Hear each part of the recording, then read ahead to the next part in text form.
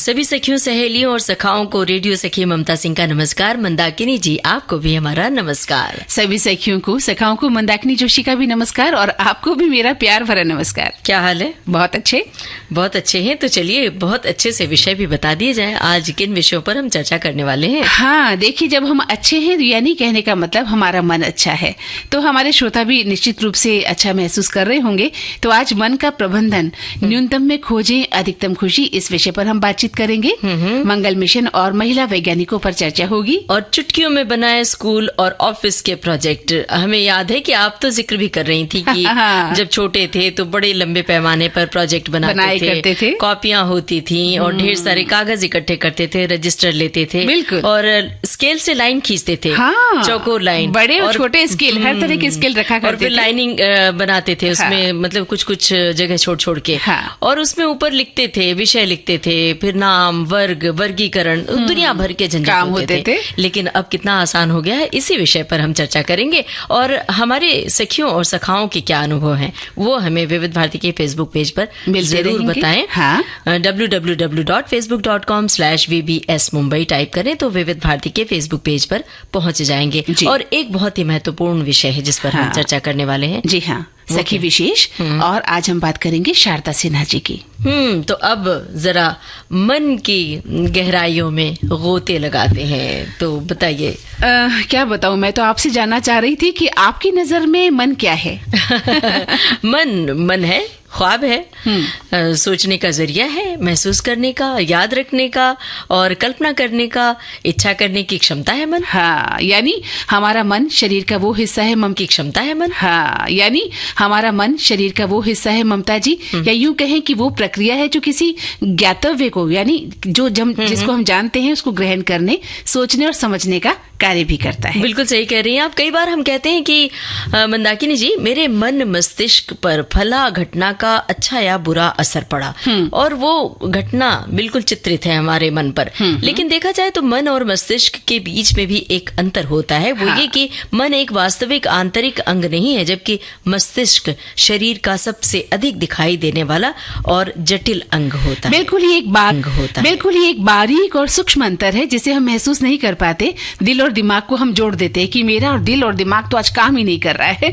लेकिन अगर बहुत बारीकी में जाकर देखा जाए तो पता चलता है कि जो मन है वो क्या है, एक वास्तविक आंतरिक अंग नहीं माना जाता, जबकि जो हमारा दिमाग है वो दिखाई देने वाला एक जटिल प्रक्रिया है। तो आपने बिल्कुल सही कहा, किंतु इस मन का प्रबंधन बहुत जरूरी है ममता जी। यानी कि मैनेजमेंट, जैसे हम चीजों का मैनेजमेंट, दफ्तर का, घर का मैनेजमेंट करते हैं, इसी तरह मन का मैनेजमेंट बहुत जरूरी है। मतलब आप ये भी कहना चाहती हैं कि मन प्रबंधन के लिए संकल्प और इच्छा शक्ति का दृढ़ होना बहुत ही जरूरी है। हाँ, वैसे तो देखा जाए जीवन में हर बात को समझने के लिए दृढ़ इच्छा शक्ति की आवश्यकता होती है।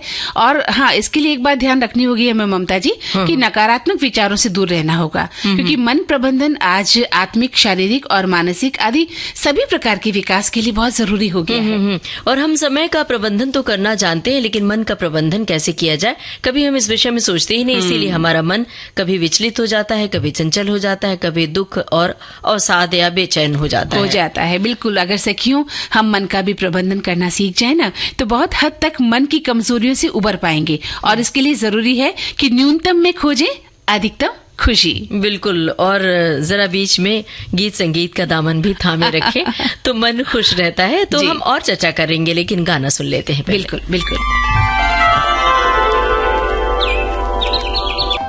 भाई मंदाकिनी जी, मन तो ऐसा बड़ा सा पिटारा है, खजाना है, जिसमें दुनिया भर की चीजें भरी होती हैं। बिल्कुल। बस जरूरत होती है कि उसे सही तरीके से हम खंगाल लें, सही तरीके से उसका प्रयोग कर लें, इस्तेमाल करें। अब आपने कहा था इस गाने से पहले कि न्यूनतम में खोज लें अधिकतम खुशी। मतलब ऐसा लगता है कि मन को अपने मार लें, ऐसा तो नहीं ना? नहीं, मन को मारना नहीं है। मन को मारना नहीं है, मतलब मन को उड़ान देना है, पंछी की तरह हौसले देने हैं। बिल्कुल, तभी तो पंछी की तरह उड़ेगा और जो कल्पना की उड़ान होती है ना, अगर मन उसके साथ उड़ेगा तो निश्चित रूप से जो काम करना चाहते हैं वो, उसके लिए मन जो है हौसला बढ़ाएगा और वो काम पूरा भी हो जाएगा। मन पर विजय पाना सीखें, मन पर काबू पाना सीखें, न कि मन को मारकर बैठ बैठ जाएं। मन को कमजोर कर लेना या दोषी मान लेना भी ठीक नहीं होता है। क्या कहती हैं आप? बिल्कुल सही कहा आपने, क्योंकि अगर हम किसी काम को करना चाहते हैं या अधिकतम पाना चाहते हैं और नहीं पा रहे हैं तो मन को दुखी नहीं करें, मन को मारे नहीं, या ये ना सोचें कि ये तो हमारी किस्मत में नहीं है ना। बिल्कुल सही बात अपना प्रयास जारी रखें। तो क्योंकि प्रश्न ये उठता है ममता जी कि इस मन का प्रबंधन कैसे करें। हमने कहा कि मन का प्रबंधन करें, तो हमारी सखियां कहेंगी। तो देखिए, सबसे पहले मैंने जो सोचा है ये कि हम अपने खान पान का ख्याल रखें, सही समय पर भोजन खाएं, ताकि जो एक शरीर में चिड़चिड़ाहट पैदा हो जाती है ना मन में, जब हम खाना नहीं खाते। महिलाएं क्या करती हैं, खूब काम कर लेती हैं और खाना नहीं खाते। खाना खाए और दिन में कई बार चाय भी तो पिए। अभी पिछली सखी सहेली में आपने चाय का बहुत प्यारा जिक्र किया था और ये कहा था कि कई बार चाय पीती है। वैसे आपने बता दिया था कितनी बार, वो हम नहीं जानना चाहते, बस ये कहना चाहते हैं कि बीच बीच में चाय की चुस्कियां लेते रहे ताकि तरोताजा बने। अगर आप चाय नहीं पीती है तो दूसरा पेय पदार्थ पी सकती है, जैसे कि दूध है ना, जूस है, सूप है, आप किसी को भी ग्रहण कर सकती है, लस्सी है। और एक बात है कि अच्छी नींद लें, पूरी नींद लें, भरपूर नींद लें। ये ना हो कि देर रात तक जागती हैं और सुबह जल्दी उठ जाती हैं।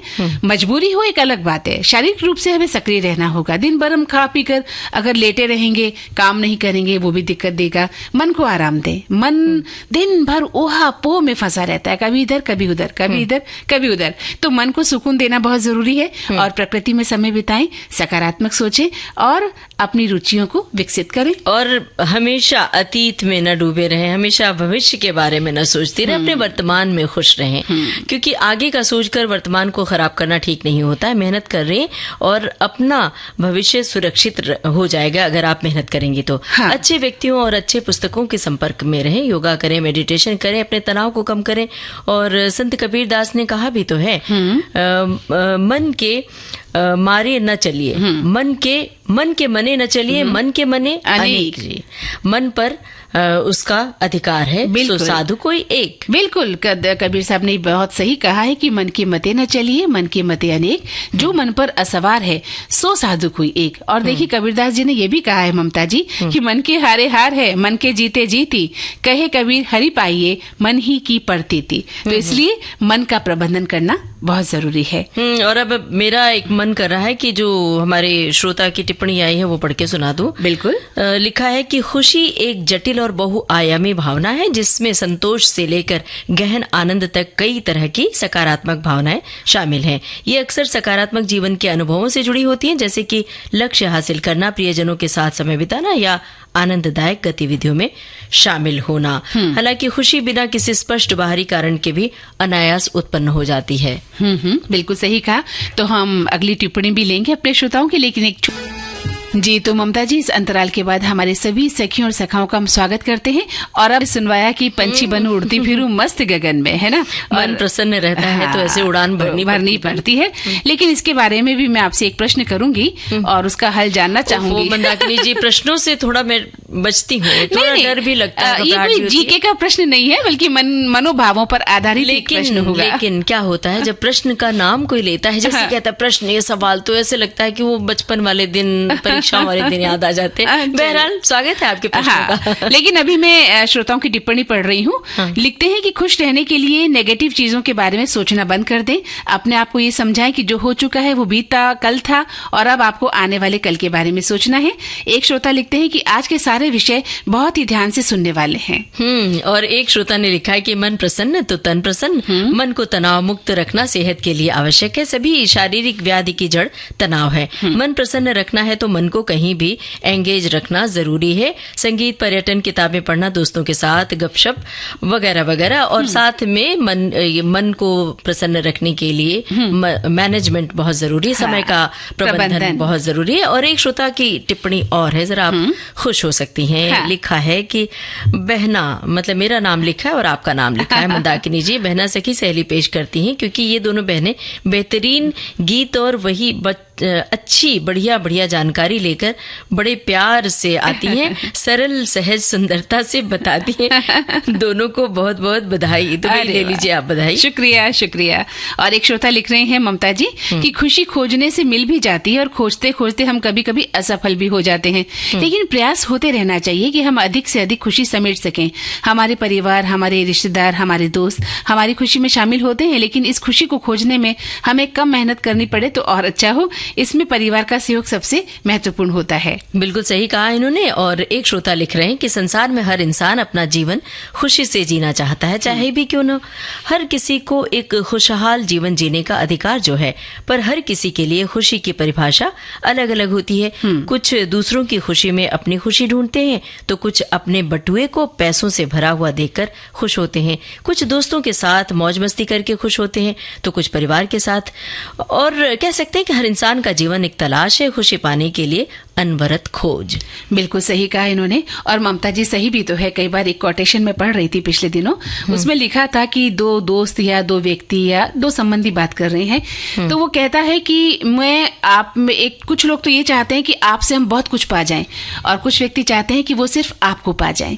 तो ये अपनी अपनी खुशी है कि हम क्या लेना चाहते हैं, क्या जानना चाहते हैं। दरअसल हम जब दूसरों को देखते हैं, दूसरों की खुशी से जब खुश होते हैं, तो असल में वही अच्छी बात तो वही है। और एक श्रोता ने और लिखा है, खुश रहने के लिए नेगेटिव चीजों के बारे में सोचना बंद कर दें। अपने आप को ये समझाएं कि जो हो चुका है वो बीता कल था, और अब आपको आने वाले कल के बारे में सोचना है। बिल्कुल, ये तो बहुत बड़ा फलसफा है जिंदगी का कि बीता कल जो है उसको बिसार दो और आगे की सुध ले।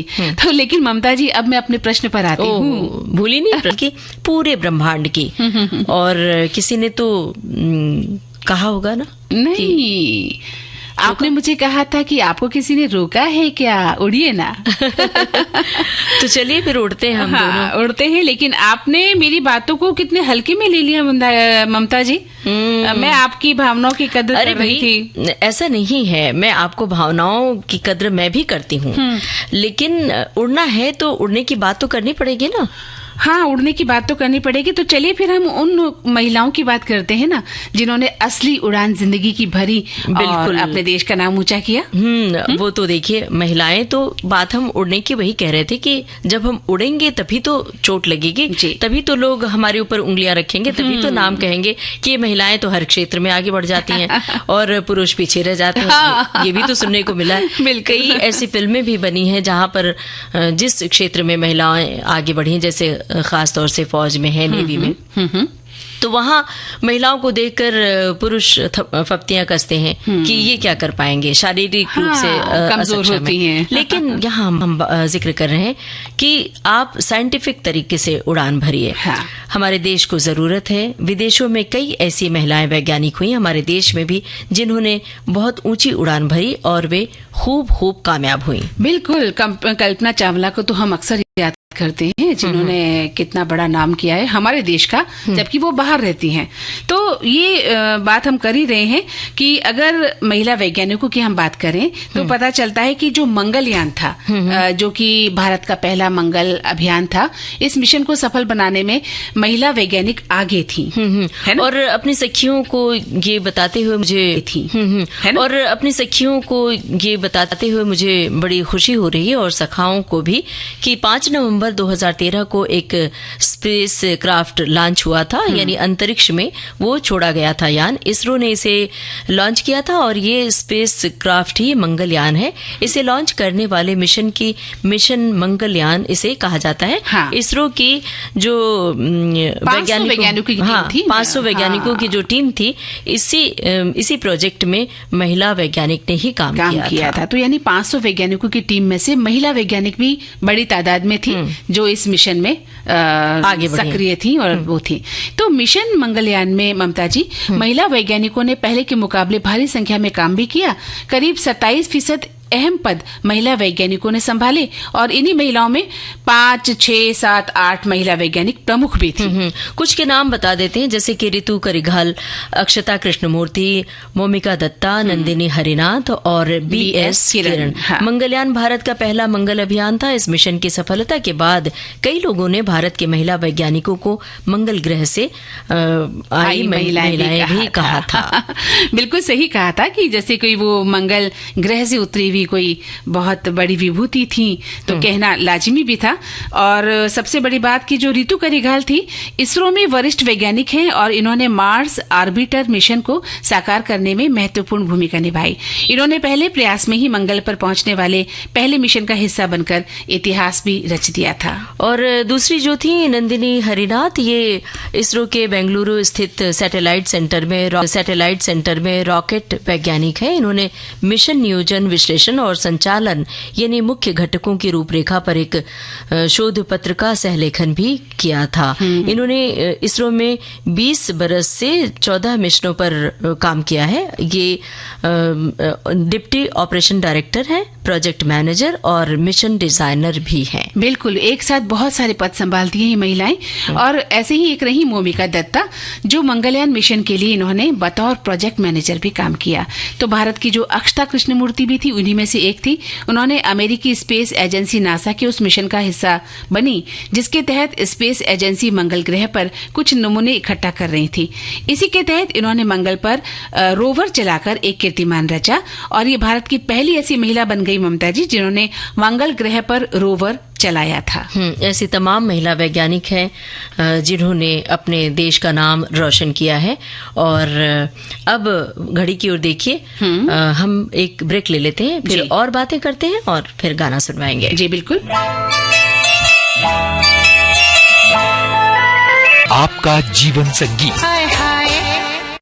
विविध भारती से जुड़ी रहिए, सखी सहेली कार्यक्रम से जुड़ी रहिए, क्योंकि अभी हम जानी मानी लोक गायिका शारदा सिन्हा के बारे में जानकारी देंगे सखी विशेष के अंतर्गत। लेकिन श्रोताओं की बहुत सारी टिप्पणियां आ गई हैं मंदाकिनी जी, और लगातार आप ढूंढ रही हैं, छान रही हैं कि कौन सी टिप्पणी पढ़ी जाए। जी बिल्कुल। और विषय के अनुरूप कौन सी टिप्पणी है। तो जो अभी हमने चर्चा की, इससे जुड़ी हुई कोई टिप्पणी आई है तो पढ़िए ना। हाँ, पढ़ूंगी, लेकिन इससे पहले मैं एक बात कहना चाहती हूँ आपसे। आज हम गाने बजा रहे हैं मन पर, आकाश पर, उड़ान पर, चांद पर। मुझे लग रहा है कि हमारा जो स्टूडियो है ना, यही अंतरिक्ष बन गया है और हम दोनों जो महिलाएं हैं आकाश में विचरण कर रही हैं, उड़ रही हैं। मुझे ये कल्पना हुई अभी भी बैठे बैठे कि आप और मैं इस स्टूडियो रूपी आकाश में उड़ रही हैं और श्रोताओं के पत्रों को खोज रही हैं। कितनी सुंदर कल्पना की ना मैंने। और साथ में श्रोताओं का साथ भी है। हाँ। और उनकी टिप्पणियां भी है। हाँ। तो बस साथ उड़ते उड़ते उनकी टिप्पणियां भी पढ़ लेते हैं। तो ये एहसास उन तक पहुंचाइए और बताइए कि क्या लिखा है। देखिए, वो लिख रहे हैं कि अमेरिकी स्पेस एजेंसी नासा में 13 सालों से काम कर रही भारतीय महिला अक्षता कृष्णमूर्ति ने इतिहास रच दिया था। वो भारत की ऐसी पहली महिला बन गई जिन्होंने मंगल ग्रह पर रोवर चलाया। अक्षता के नासा के उस मिशन का हिस्सा थी जिसके तहत स्पेस एजेंसी मंगल ग्रह पर कुछ नमूने इकट्ठा कर रही थी। इसी के तहत उन्होंने मंगल पर रोवर चलाकर एक कीर्तिमान रचा था। क्या बात है। एक श्रोता ने लिखा है कि मंगल मिशन और महिलाएं मंगल मिशन को पूरा करने में बड़ा योगदान था। जब मंगल मिशन में ये फिल्म बनी थी तो मैं इस चीज को देखा था। महिलाएं तो स्पेस के हर मिशन में आजकल अपना योगदान दे रही हैं। स्पेस के हर मिशन में जितना योगदान पुरुषों का रहता है, उतना ही योगदान महिलाओं का भी है, होना भी चाहिए। तो भाई यहाँ पर एक बात हम जोड़ना चाहेंगे कि जितने भी पुरुष हैं खास तौर से जो छोटे शहर कस्बे हैं, वहां पर अमूमन अभी भी बंटवारा है लड़कियों और लड़कों के बीच। तो लड़कियों को भी उतना ही मौका दीजिए पढ़ने लिखने के लिए, आगे बढ़ने के लिए, करियर के लिए, जितना आप अपने लड़कों को देते हैं। हाँ, और मुझे तो लगता है कि अब हम ऐसी स्थिति में आ गए हैं ममता जी, जहाँ ये जो अंतर है इसको अब तक खत्म हो जाना चाहिए। पार्ट देना चाहिए। हाँ, है ना, पार्ट देना चाहिए इस बात को कि वो लड़की है या वो लड़का है। और आप देखती हैं, कई बार हम बात भी करते हैं कि कई महिलाएं जब श्रम करती हैं तो उन्हें पगार कम मिलती है और पुरुषों को ज्यादा मिलती है। तो ये जो अंतर, आज भी इस पर चर्चा करना भी कई बार बड़ा दुखदाई हो जाता है, क्योंकि अब कहाँ आ गए हम, भारत कहाँ आ गया है, कहाँ पहुंच गया है।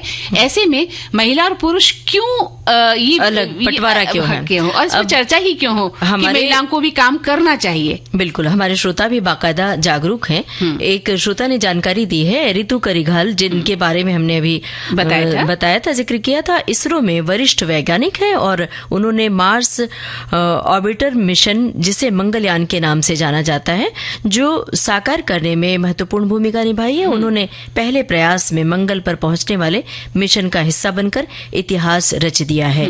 उन्होंने भारतीय विज्ञान संस्थान से एरोस्पेस इंजीनियरिंग में मास्टर डिग्री भी हासिल की थी। तो यानी हमारे श्रोता भी ये ध्यान रखते हैं कि जो महिलाओं ने काम किया है वो काबिले तारीफ है ना। अब क्या काबिले तारीफ।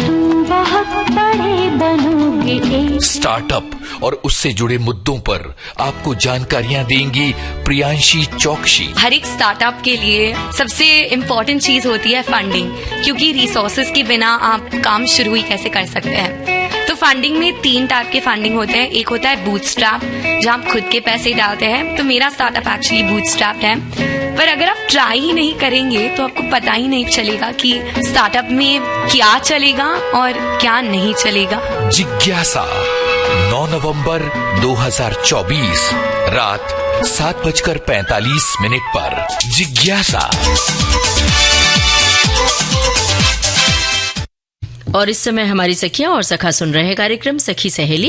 और आज सखी विशेष में हम विशेष बात करने वाले हैं। दरअसल मंदाकिनी जी, अपने देश में बहुत सारी महिलाएं ऐसी हैं जो गांव के परिवेश से बाहर आई, लेकिन उन्होंने अपने भीतर छुपी प्रतिभा को निखारा और अपनी प्रतिभा को उजागर किया और उसे बड़े पैमाने पर, बड़े फलक पर लोगों तक पहुंचाया। बिल्कुल, और हमारा नाम देश में ही नहीं बल्कि विदेशों में भारत का नाम रोशन किया है। बिल्कुल। तो लोक संस्कृति की बात करें, लोक जीवन की बात करें, एक स्वर बना जानी मानी गायिका शारदा सिन्हा का, है ना, जिनका अभी हाल ही में निधन हो गया है। और हम सभी उनके दुख में डूबे हुए हैं, लगातार चर्चा कर रहे हैं उनके बारे में। हमारे श्रोता भी बहुत कुछ लिख रहे हैं उनके बारे में, क्योंकि उनके सुरीले कंठ से जो कुछ निकला वो ताउम्र भुलाया नहीं जा सकता। बिल्कुल सही कह रहे हैं। तो बिहार के एक छोटे से जिले हुलाम गांव में शारदा सिन्हा जन्मी थी और उनका रुझान पढ़ने में और खेलकूद में था। और सुपौल जिला उनका जो सुपौल जिला था। तो और ज्यादातर पटना में ही रही और पढ़ाई की। फिर बाद में तो खुद शिक्षिका बनी, लोगों को बहुत शिक्षा दी उन्होंने। और वो बहुत छोटी थी, लोग ये मानते हैं कि बहुत छोटी थी तभी से वो गाने लगी, गायन में उनकी रुचि थी। जाहिर सी बात है कि गाने में रुचि तो रही होगी, लेकिन बहुत छोटे से गाना नहीं शुरू किया था। एक बार की बात है, कहीं एक इंटरव्यू में उन्होंने जिक्र किया था कि वो पहले गाती नहीं थी। हुआ यूं कि उनके घर में शादी का माहौल था और उनकी माँ ने कहा कि शादी का माहौल है तो कुछ गीत गौ नहीं तो होना चाहिए। तो उन्होंने कहा कि मुझे तो गाना आता नहीं, मैं तो नहीं गाऊंगी। तो उनके भाई की शादी थी। तो माँ ने कहा कि भाई की शादी है और गाना नहीं गाओगी तो नेग कैसे मिलेगा। नेग यानी कि जो जब भाई बारात से लौटते हैं तो द्वार छिकाई का रस्म होती है और ऐसी तमाम छोटी छोटी रस्म अदायगी होती है जहाँ पर बहन को नेग दिया जाता है कि भाई पैसे या कुछ उपहार देता है ना। और बहन को उम्मीद भी होती है कि भाई एक बहुत अच्छा नेग देगा। और डिमांड भी करती हैं बहनें। तो माँ ने कहा कि अगर गाना नहीं गाओगे तो नेग नहीं मिलेगा। तो उन्होंने सोचा कि ये तो बड़ी मुश्किल आन पड़ी है, तो उन्होंने गाने की तैयारी शुरू की और कुछ कुछ उन्होंने गाया। और जब द्वार छेकने की बारी आई तो वहां पर उन्होंने बाकायदा एक लोकगीत गाया जहां भाई भी खुश हुए, परिवार भी। तो भाई ने नेग दिया उन्हें। वहां से उनके गायन की शुरुआत हुई। उनके अंदर एक जो बीज है उसका प्रस्फुटन हो गया कि वो आगे चलकर क्या बनने वाली है। कभी कभी ऐसी घटनाएं हमारे जीवन में होती है ममता जी, कि वो हमें पता नहीं होता क्या होने वाला है, लेकिन वो पल हमारे जीवन का भविष्य बन जाता है। बिल्कुल सही बात है। जैसे कि हम सभी अपने अपने क्षेत्र में हम सबको नहीं पता था कि एक दिन क्या बनने माइक्रोफोन के सामने हमें बोलने का मौका मिलेगा। जब हम रेडियो सुना करते थे तो बस उद्घोषकों की आवाजें सुना करते थे और गाने सुनते थे, कभी कभी मिमिक्री करते थे। ये नहीं पता था कि हम आप बैठ के एक साथ ऐसे ही बात करेंगे सखी सहेली के मंच पर। बिल्कुल। और वो आवाजें हमें इतनी प्रभावित करती थी। उन दिनों बड़ा सा रेडियो होता था घर में, जिसकी आवाज भी बहुत साफ सुथरी होती थी, और उन उद्घोषिकाओं को सुनना बहुत ही सुंदर लम्हा होता था हमारे जीवन का। लेकिन अब आप तिलिस्मी दुनिया में मत ले चलिए, आ जाइए। नहीं, वो उड़ान तो भी रहेगी जो आज उड़ान हमने भर ली है, आपने और मैंने। अभी हम शारदा सिन्हा जी चलिए के तो बारे धम से नीचे आ जाते हैं और बात करते हैं शारदा जी की।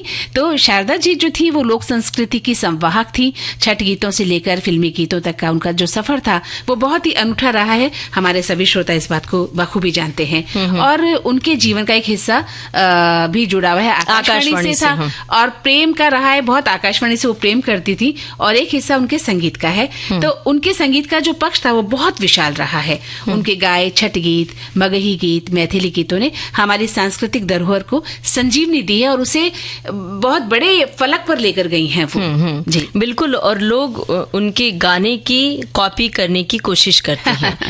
आने वाली पीढ़ी उनके लोकगीतों को गाने की कोशिश करते हैं और लोगों तक पहुंचाने की कोशिश। उनके गायन का सफर पटना आकाशवाणी से शुरू हुआ था। ये वो गौरवशाली आकाशवाणी केंद्र रहा है जिसकी शुरुआत विंध्यवासिनी देवी के स्वर से होती है। 26 जनवरी 1948 को जब पटना केंद्र का उद्घाटन सरदार वल्लभ भाई पटेल की उपस्थिति में हुआ था, तो वहां विंध्यवासिनी देवी ने एक लोकगीत गाया था।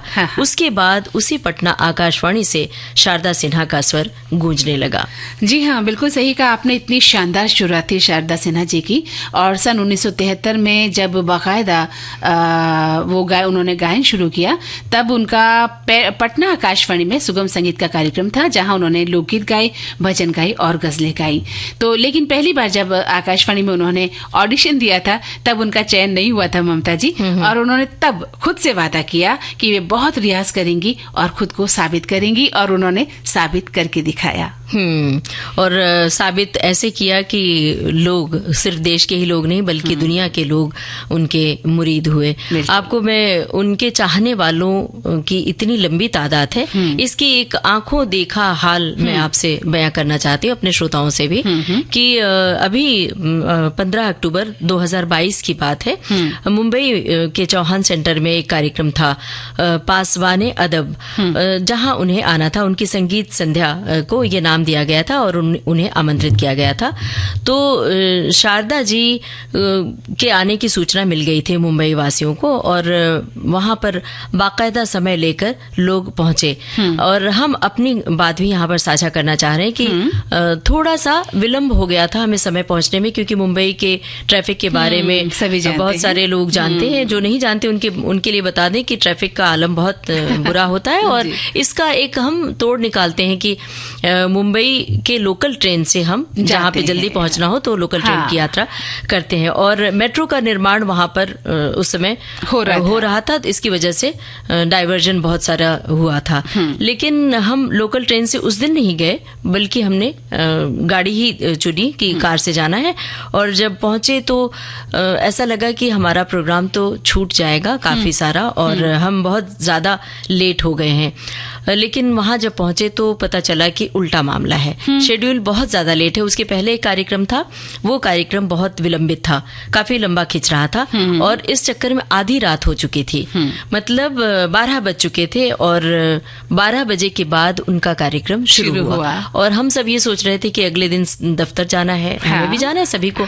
तो ये सारे लोग कहाँ रुकेंगे, चले जाएंगे। लेकिन जब हॉल में गए तो पता चला पूरा हॉल खचाखच भरा है, और जब उनके गायन की शुरुआत हुई, लोगों के तालियों की गड़गड़ाहट से हॉल बिल्कुल गूंज रहा था। और उनकी बेटी, शारदा जी की बेटी वंदना भारद्वाज भी साथ में थी। तो क्या समा बांधा था कि उसके बारे में बयां करना तो बहुत मुश्किल बात है। खास बात यह कि तकरीबन 2, 2:30, 3 बज गए थे, और मतलब लोग वैसे ही उत्साह और उमंग के साथ बैठे रहे। तो ये होती है कला, और ये है कलाकार का तप जो उन्होंने किया, तप जो उन्होंने अपने आप को तपाया, साधना की, तब जाकर वो इतनी बड़ी तादाद में लोगों को अपने सामने बिठा पाई।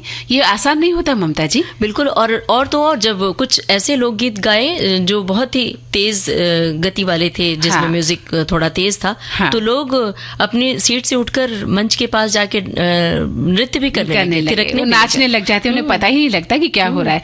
तो हम सभी जानते हैं श्रोताओं कि कोई भी छठ पूजा हो, कोई भी विवाह समारोह हो, मुंडन संस्कार हो या कोई अन्य संस्कार, कोई भी समारोह उनके गाए गीतों के बगैर पूरा होता ही नहीं। और उनके गाए लोकगीत हम सब कैसेट में भरवा कर भी लाते हैं और विवाह जैसे मौके पर बजाते हैं और साथ में खुद भी गाते हैं और नृत्य करते हैं। जैसा कि आपने कहा कि लोग बाग वहां नाचने लग गए थे। जब कैसेट का जमाना था तो बाकायदा कैसेट भरवाने के लिए जाया करते थे हम। बिल्कुल सही बात है। और शारदा सिन्हा जी के जो गायक गीत थे, उनका जो स्वर था ममता जी, जनमानस का स्वर था, हम सबका स्वर था। उनकी सौंधी मिट्टी की महकती उनकी आवाज हमारे साथ आज भी है, हमारे साथ हमारे कानों में गूंज रही है। उनके लोकगीतों में बिहार से लेकर पूरे देश का जो है कहते हैं ना प्यार बसा है, उनकी लोक संस्कृति, लोक गायन बसा हुआ है। तो आपने जिक्र भी किया, शारदा सिन्हा नहीं रही, अब इस फानी दुनिया में विदा ले ली है, लेकिन उनका स्वर हम सबके दिलों में हमेशा रचा बसा रहेगा। उनकी बातें, उनका जो हर व्यक्ति से लगाव में रविंद्र रावल के बोल थे, राम लक्ष्मण का संगीत था और ये गाना उन्हें श्रद्धांजलि स्वरूप था। और देखिए ना मंदाकिनी जी, आज तो ऐसा लग रहा है चुटकियों में हमारा समय निकल गया और कैसे एक घंटा बीतने को हो गया पता ही नहीं चल रहा है। और चुटकियों में बनाए स्कूल और ऑफिस के प्रोजेक्ट, ये कैसे अभी बना सकते हैं? अब चुटकियों में तो ये बनेगा नहीं। वैसे तो बात अब समझाने वाले थे कि चुटकियों में बना ले, लेकिन श्रोताओं से कहते हैं कि अगली बार इस